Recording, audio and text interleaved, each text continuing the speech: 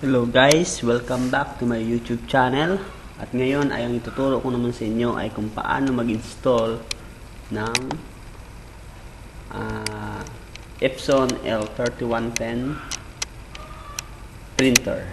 So sa pag-install ng Epson para makapag-print ka ay kailangan mo ng pinaka-software niya.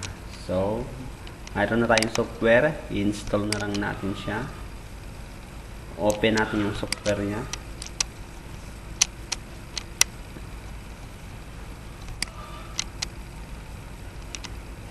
Then click this, install Navy. And click yes.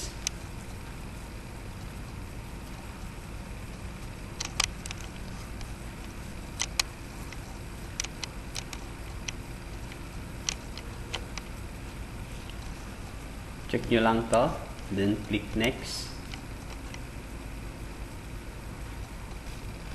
So uncheck muna natin to.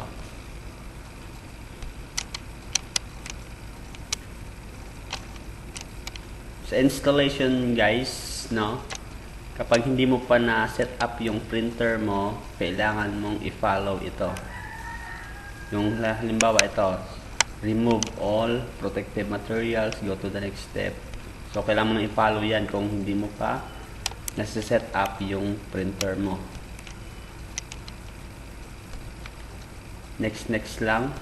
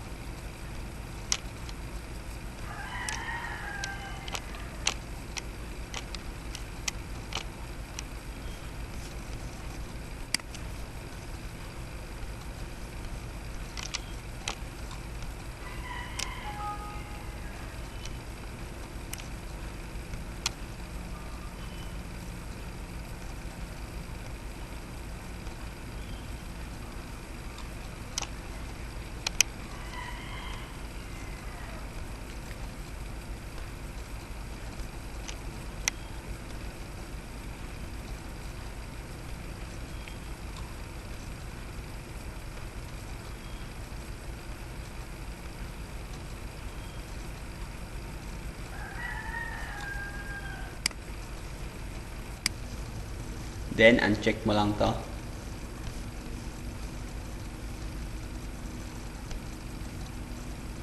Then, finish.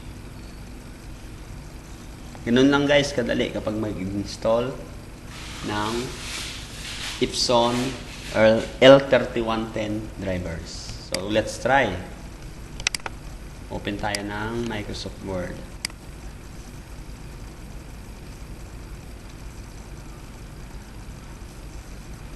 Halimbawa ito.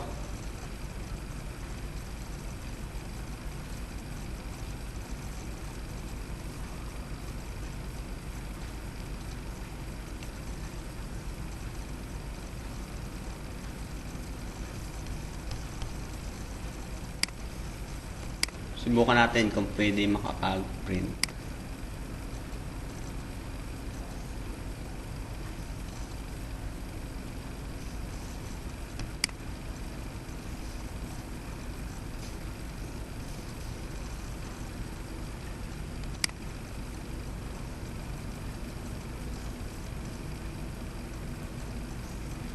So, kung nakalagay dito is ready.